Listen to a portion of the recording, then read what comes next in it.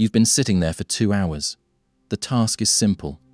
You know exactly what to do, but you just can't start. And the worst part?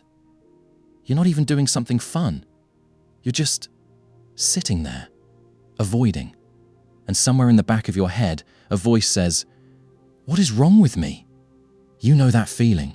It's Sunday evening. You have something important due tomorrow. You've known about it for a week. You open your laptop. Then you check your phone. Then you get up to make tea. Then you check your phone again. An hour passes. Nothing. And it's not like you're enjoying yourself. You're not relaxed. You're not at peace. You're uncomfortable, anxious, almost.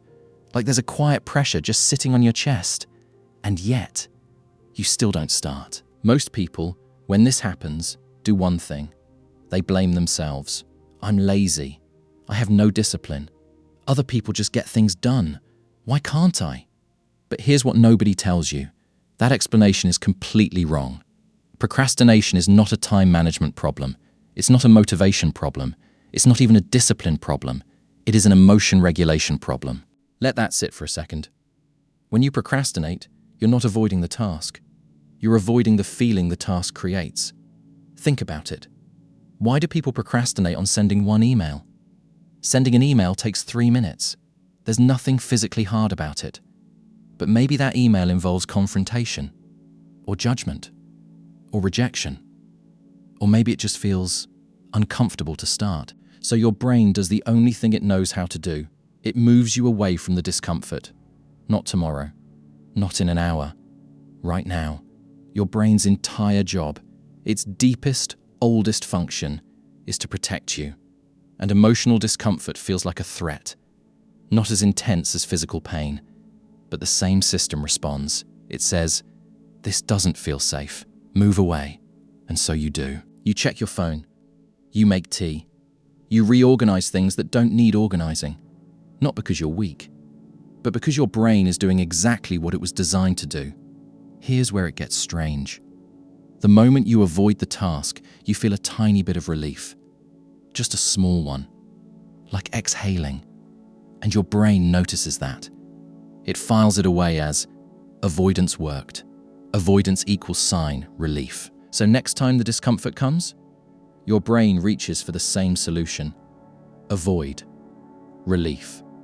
Avoid. Relief. Over time, this becomes a reflex, a groove worn into your behavior. But here's the cruel part. The relief is temporary, and the discomfort comes back stronger. Because now you're not just anxious about the task. You're anxious about the task and the time you've lost and the fact that you still haven't started. This is the loop. It's not laziness. It's a nervous system responding to a perceived threat in the only way it knows how. And the more you fight it with willpower, the more you say, "Just do it. What is wrong with you?" the worse it often gets. Because now you've added shame to the equation. And shame? Shame is one of the heaviest emotions the brain tries to escape from. So you avoid more. And the loop tightens. Now, here's the part most people never reach. If procrastination is about avoiding a feeling, the real question becomes, what feeling exactly? For most people, when they sit down and actually look, it's not what they expected. Sometimes it's fear of failure. What if I start and it's not good enough? Sometimes it's fear of success, which sounds strange, but it's real. What if I actually do this well? And then expectations change. Sometimes it's perfectionism. Not "I want this to be perfect," but a deeper thing. If I don't start, I can't fail. There's a version of you that exists right now. The one who hasn't started yet, who could have done it perfectly. Once you start, that version disappears. And your brain, in some quiet way, is protecting that possibility. Sometimes the feeling is just uncertainty. The task is vague. The first step isn't clear. And the brain interprets vagueness as danger. It prefers a known bad feeling to an unknown one. So it freezes. Not because it's lazy, but because it's scared of the unclear. Here's the insight that actually changes things. Most people treat procrastination as a behavior problem. I need to be more disciplined. I need better systems. I need to stop being like this. But notice what's happening in that framing. You're not just describing what you do. You're describing who you are. I'm a procrastinator. I'm someone who can't get things done. I've always been like this. And once a behavior becomes an identity, it becomes almost impossible to change. Because now avoiding the task isn't just avoiding discomfort, it's confirming something you already believe about yourself. And the brain, in a strange way, seeks consistency.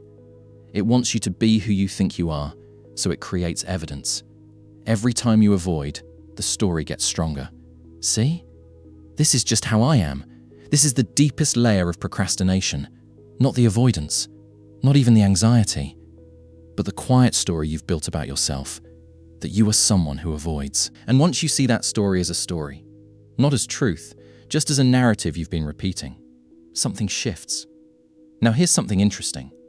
Research on procrastination consistently shows that the people who overcome it most effectively don't do it through more willpower. They do it through something almost opposite. They get curious about the discomfort instead of fighting it. When the urge to avoid comes, instead of pushing through it or collapsing into it, they ask, what am I actually feeling right now?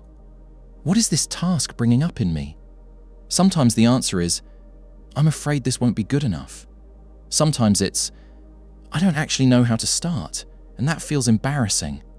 Sometimes it's, this task reminds me of something I failed at before. None of these are weakness.